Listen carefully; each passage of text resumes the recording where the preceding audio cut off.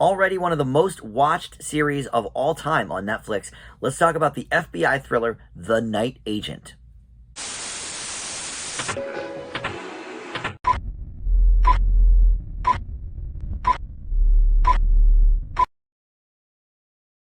Hey guys, Dan here. This is Dan Reviews It. Welcome to my TV review for the Netflix series The Night Agent. This is streaming right now, and it is hugely popular. It's already been commissioned for a second season. That happened in pretty short order. It had one of the biggest debuts on Netflix ever, and after just a month, it was the sixth most viewed series of all time on the platform. So big stuff. I mean, I have to imagine the other ones are like Bridgerton, Squid Game, Stranger Things, obviously. Wednesday was huge. I don't know what the fifth one would be. But anyway, a huge successful run for the first season of The Night Agent. So we'll see what I think about it here in just a moment. But first, let me welcome you into Dan Reviews It. Thank you for finding this video. We've got a ton of great movie and TV reviews for you to check out on the channel. I try to post something new just about every day for you. So click that notification bell too so you can be alerted when I drop new videos. Or just like this video, comment below, share it on your socials. All that stuff does help the channel out as well. All right, so this FBI thriller program, this is based on a book by Matthew Quirk, and it stars Gabriel Basso as Peter Sutherland, an FBI agent. And look, I have to imagine that the guy's name was Peter Sutherland in the book, so that's why they kept it the same. But as a viewer, it just makes me think, look, Kiefer Sutherland, obviously, huge actor, but this movie, or this show, I should say, is giving me 24 vibes.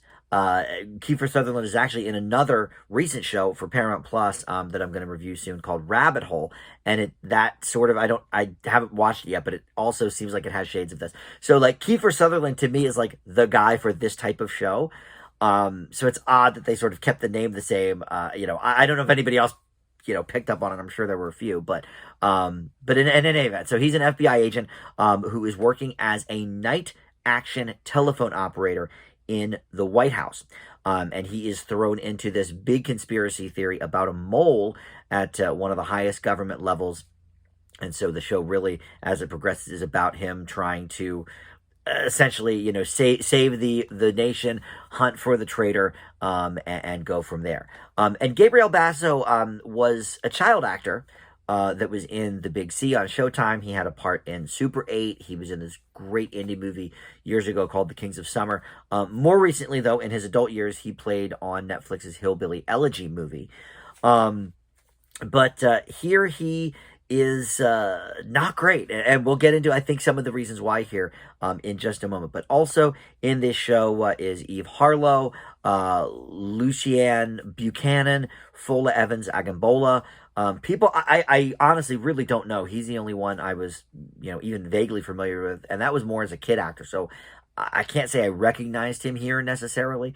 But in any event, so this, and I think part of his performance is because of what I'm about to say, but the writing here is not that great. It's very, very basic. The characters are very, very basic. There's about, one or two traits, I would say, for each one, and that's just, we learn nothing about the characters. I don't really think there's a lot of, character development, and I'm not sure that a show like this necessarily needs that, but it does leave it with a more basic flavor. It actually reminds me a lot of Law and Order or something. And look, the proof is in the pudding. Law and Order obviously is one of the most long-running shows of all time.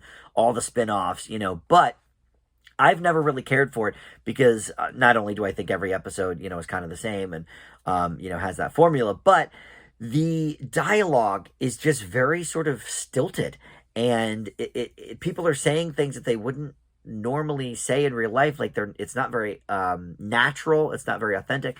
And John Mulaney has an old great bit about Law and Order that I probably saw 20 years ago or whatever when he was just starting out, and I related to that. I never had thought about why don't I like Law and Order so much, but he breaks down some of the stuff about Law and Order that's kind of not great, and I'm like, oh yeah, that's why I've never really taken to that show. But this show has a lot of the same elements, I feel like, in its dialogue, and so Is Gabriel Basso, sort of not a great actor, or is he a victim of this dialogue does not seem natural? It's sort of a very mediocre script. And look, that is not to say that this is a bad show. It's really not. Now, I would say it's basic, and maybe that's why so many people have been drawn to it. It's definitely not highbrow. There's not, you don't have to pay super attention to like, okay,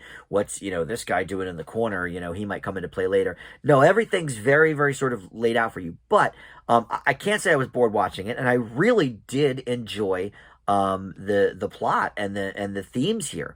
It definitely is grabbing. I would imagine the book is probably more intense because you could sort of picture your own actors in those roles, and hopefully their dialogue is a little bit better in the version in your head from reading the book than what they've put out here on the page.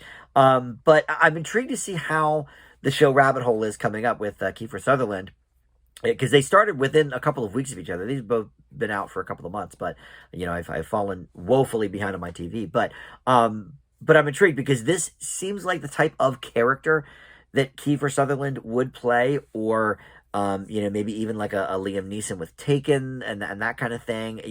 All of those sort of macho, FBI dudes or whatever from the last 20 years worth of TV and movies.